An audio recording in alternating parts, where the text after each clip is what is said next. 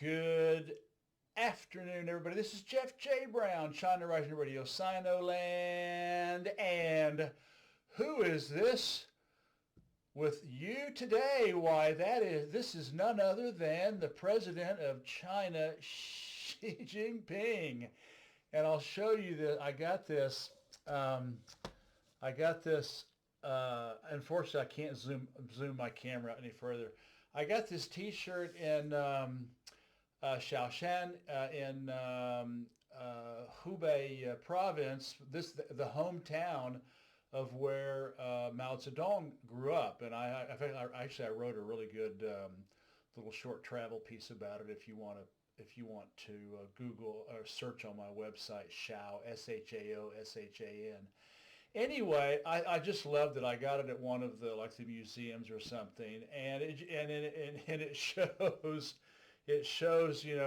the president of China, the president of 1/5 of the world's people, and he is saying, roll up your shirt sleeves and get to work in Chinese. I'll read it out below in Chinese because I actually have it in the for the picture, what's that called? The caption. Anyway, it's I really don't even like wearing it because I want to keep it as like a souvenir. I don't want it to get worn out. But anyway, you can have the top half of him during this podcast. This is a major podcast article on my part. I have spent 2 days working on this. Before you get started, PayPal, fundraiser, and Patreon, I always seem to forget the three, are all available on my website, on YouTube, BitCloud, I forgot the Brighteon since I'm and SoundCloud, etc. Please make a donation, any amount, to help for all my many hours of work to keep you informed about what's going on in the world and to tell you the truth about the Chinese people. All right, here we go. And thank you, by the way, for those that do. Xi Jinping's third Deng-inspired Southern tour, with his spotlight on Shenzhen as a model high-tech socialist city, tells you all you need to know about your future, no matter who wins the U.S. presidential election.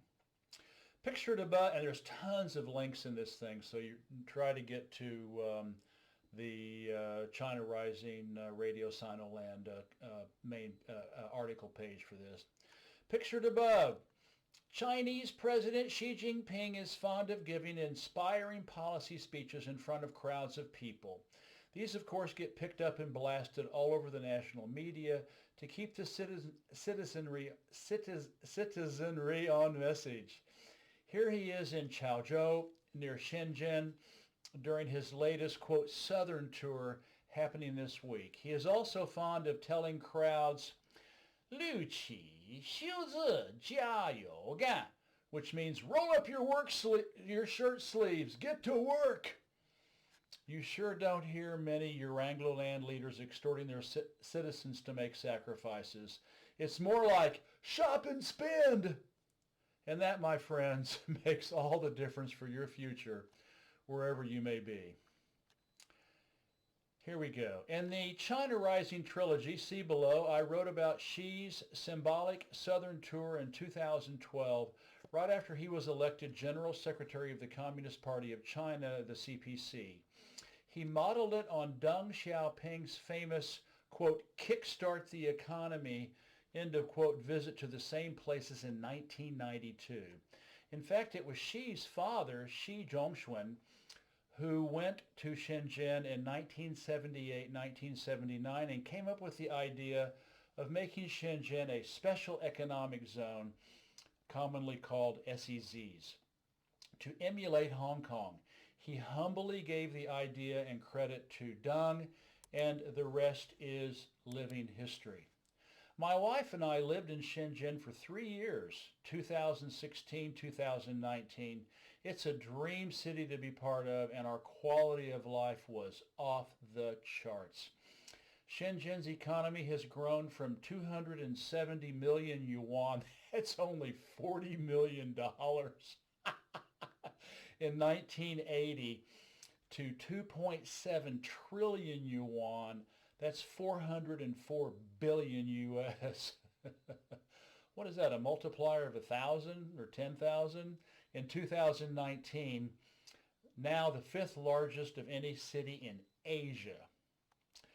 Huawei, ZTE, Tencent, all in the information communication technology sector. BYD, the world's largest e-car manufacturer.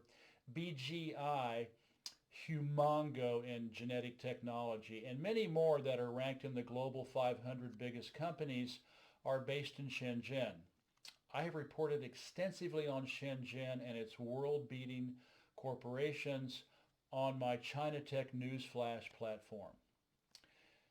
Xi Jinping also toured the South in 2018 to push high-tech and Baba Beijing's Made in China 2025, where by that year, 70% of all advanced technology must be produced domestically.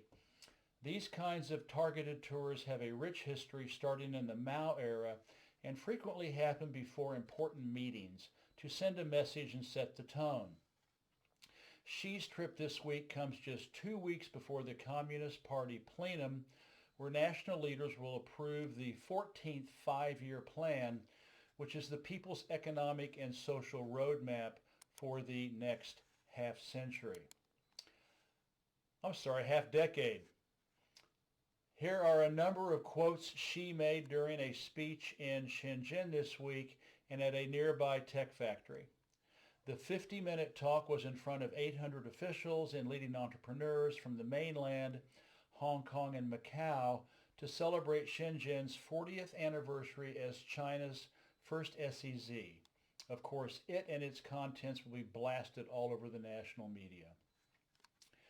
After each quote are my observations, and then I have another photo of Xi during his southern tour. Above, like all effective leaders, Xi Jinping loves getting out with the people, on the streets, in their businesses, facilities, and homes. Here he is in Chaozhou, a cradle of Cantonese cuisine, being shown one of the local delicacies. Okay, here we go with the questions and my comments. Xi said, "We must make production, distribution, circulation, and consumption more dependent on the domestic market and meet growing international market demands with a high-quality supply." Jeff, as Eurangloland is clearly on a mission to shut China out of world commerce, especially in STEM, and that STEM stands for science, technology, engineering, and math, increasing domestic consumption will get boosted by producing higher tech value-added goods and services which require higher quality. She said, China should seek to lead the global technological revolution and make innovation the primary driver of economic growth. Jeff, with Made in China 2025, where 70% of all high-tech must be made domestically, the country is on track to meet this ambition. She said, Shenzhen is in competition with countries and companies around the world. Success means implementing new concepts and promoting high quality. We should take advantage of Shenzhen's in-depth integration of industry with universities and research institutes. Jeff, a good example is the new Moscow University Beijing Institute of Technology campus in Shenzhen. It's abbreviated MSU-BIT, which opened in 2017, focused on language and cutting-edge STEM degrees. These are two of the top schools that develop world-class scientists and engineers. She said, we should make full use of the major cooperation platforms of Guangdong, Hong Kong, and Macau to attract more Hong Kong and Macau youths to study, work, and live in the mainland in order to bring them closer to the motherland. We should also accelerate the construction of the intercity railway in the Bay Area to promote the efficient and convenient flow of goods and of people and goods. Shenzhen is an important engine in the building of the Greater Bay Area, and it has to grasp this significant historical opportunity to promote the integration of economic rules and mechanisms of the three places. And the three places, of course, are Guangdong, which is the province where Hong Kong and Macau are, and you may know Guangdong by the name Canton. My reply, she said that Shenzhen is a, quote, an important engine, end of quote, for the Guangdong, Hong Kong, Macau Greater Bay Area Plan, which includes Hong Kong, Shenzhen, Macau, Guangzhou, and 7 other Pearl River Delta cities to be integrated into a mega city with 160 million citizens, almost the size of Japan and South Korea combined. I'm continuing to make a comment. The process of beginning to integrate Hong Kong into the PRC began with the passing of the recent national security law. Now it's time to work with the Hong Kongers themselves. In fact, Hong Kong Chief Executive Carrie Lam has confirmed that she will lead a delegation, as she did, lead a delegation to attend the celebration in Shenzhen, postponing a planned policy address, and is expected to meet Xi during the event, and she did.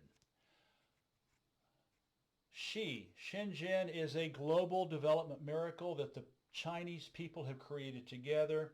What they have achieved in that time, 40 years as an SEZ, would have taken other countries a century. Jeff, so true. Like I said, it is a dream city, and only communism, socialism could make happen what Shenzhen has become in less than 2 generations. This year, Baba Beijing tasked Shenzhen to become a model socialist, and I put that in big letters because a model socialist city along with the high tech. For China, they are inseparable, and this is again being emphasized in the national media this week. Yet the West's big lie propaganda machine, the BLPM, intentionally censors the, quote, socialist half because global gangster capitalism wants to brainwash you that communism, socialism is evil and depraved, not democratic and successful. The city also must build the world-class industries of finance, design, accounting, legal, and exhibitions. Shenzhen will be given a clear scope to introduce economic reforms without seeking the approval of the central government. By giving greater autonomy to the city, we hope it will come up with new economic reforms that could be replicated in the rest of the country. China will continue to build more special economic zones based on the model of Shenzhen, which itself would continue to be a testing ground for further reforms and opening up. Jeff, she wants to give Shenzhen unparalleled latitude to be a national blueprint for future SEZs. She tasked Shenzhen to build globally competitive STEM and other high-tech innovators and help find new and creative supply chains to nourish future industries and the digital economy. This is due to the West's steady choking off China from the rest of the world's commerce, which will continue regardless of who lives in the USA White House after the elections in 2 weeks. Time for Baba Beijing to prepare for a 21st century Mao era when 1/4 of humanity continually progressed and developed without Western cooperation, markets, or capital. Global security, economic development, and politics are all in a period of change, and the world has gone into a shaky and revolutionary period. The COVID-19 pandemic has accelerated the drastic changes in the world, giving rise to economic globalization, protectionism, unilateralism, economic downturn, and drastic shrinking in international trade and investment. The global economy, technology, culture, and political landscape is undergoing substantial adjustments, and the world has entered into a period of turmoil and changes. Jeff, this is pure visionary Mao Zedong speaking, thinking long-term, anticipating and preparing for the worst. I have written much about the man in the China trilogy, see below, and on China Rising Radio Sinoland. Xi, China's continued reform is facing unprecedented issues. The complexity, sensitivity, and arduousness of advancing reforms are no less than 40 years ago. We must have greater political courage and wisdom and combine, quote, crossing the river by feeling the stones, end of quote, with strengthened top-down design to steadily deepen reforms in important areas and pay more attention to the system. Jeff, Xi evoked Deng Xiaoping, Deng's famous 1992 Southern Tour quote that China should steadily be adaptable and flexible by crossing the river by feeling the stones. This in itself harking back to Mao's famous swim across the Yangtze River.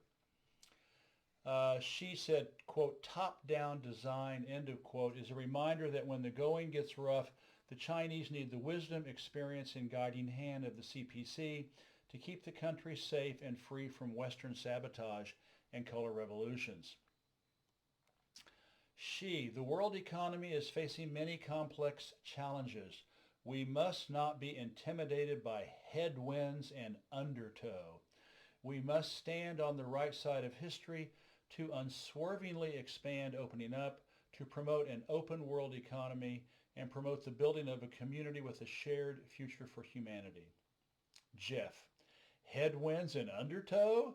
This is an obvious metaphor for Mao Zedong, aka also known as the Great Helmsman, who guided the Chinese nation like a great revolutionary communist socialist ship, and still does. Marxism, Leninism, Stalinism, Maoism, Xi thought, is all about solving complex contradictions with historical and analytical dialectics while thinking big like the fate of planet Earth and looking out for all the world's peoples. Then he was during a tech factory visit in Chaozhou near Shenzhen. Xi said, seize the opportunity. Have confidence in the future.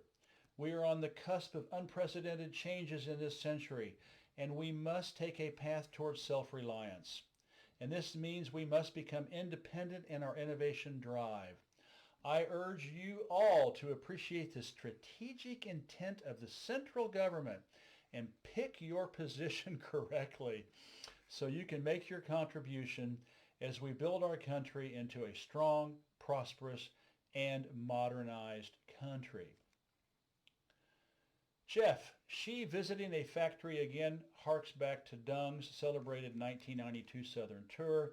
At that time, the whole country was under severe Western economic sanctions, embargoes, and blockades after the Tiananmen Square protests in 1989, which were all unjustified.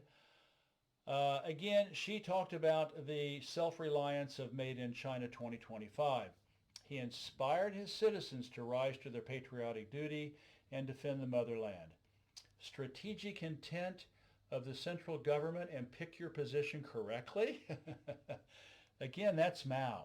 The CPC is the vanguard party to lead the country in the right direction, keep it free and liberated from Western imperialism and global capitalism. Now is not the time for individual self-interest, but collective sacrifice. Going back to this t-shirt. Xi chose Shantou Chaozhou region since it is just east of the Greater Bay Area Plan. He wants the rest of China's most economically powerful province, Guangdong, to know they are in the mix. In the future, expect him or Premier Li Keqiang to go to Zhanjiang on the western fringe of the Bay Area to drive home the same message.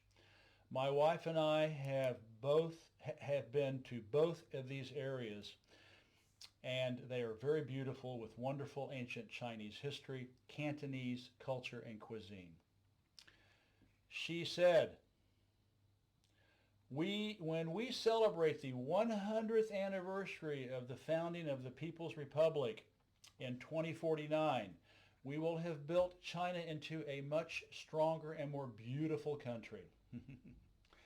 Jeff, I have written much about how visionary Baba Beijing is and how much they plan for the future. Meanwhile, capitalist leaders prep for the BLPM's 24/7 brainwash cycle, saying whatever it takes to stay in power. Nothing else matters. In closing, no more quotes. This is my summation of all of my research and work that I did for this article and podcast. In closing, with the current global trends, the Chinese people will continue to surge ahead of Euranglolanders economically, technologically, and socially. This has been true since China's liberation in 1949. The West will keep trying to strangle China and decouple it from the world economy to try to prevent this from continuing. China rapidly developed and progressed during the Mao era when it was completely shut off from global capitalism. It was a lot less rich than today, therefore it's sure not going to work now. When these vain attempts are exhausted, Western colonial imperialism has its favorite go-to option, hot war. If it is conventional, NATO loses trying to conquer China, no question about that. The People's Liberation Army strategy has always been to defend the borders, nothing more. China has no need to invade anybody. If it goes nuclear, and the West's many psychopathic cacocrats would love to pull the trigger, the human race will pay the ultimate price, extinction. No matter for the West's bankster oligarchs, for them it would be a sweet victory indeed. Communism, socialism will have finally been destroyed. This is Jeff J. Brown, China Rising Radio Sinoland, signing out. Have a wonderful day, and she's also waving to you into the camera. Roll up your shirt sleeves and get to work.